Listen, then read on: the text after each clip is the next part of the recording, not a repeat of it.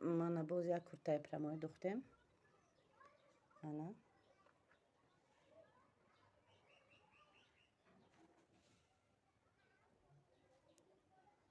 оддӣ, остиношам оддӣ.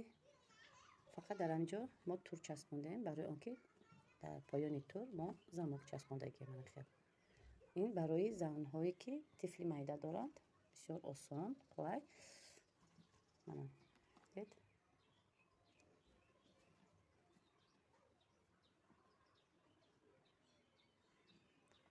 шумо метавонед ки дӯзед прямой. Аз анҷо ду тақсим кардему замокро часпондем.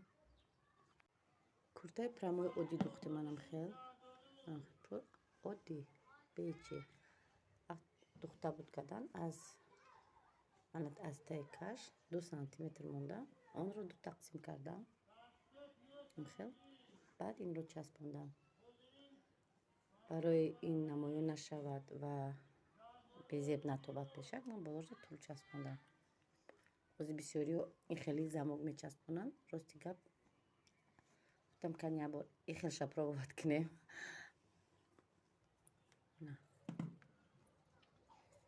Инҷа сар мешавад.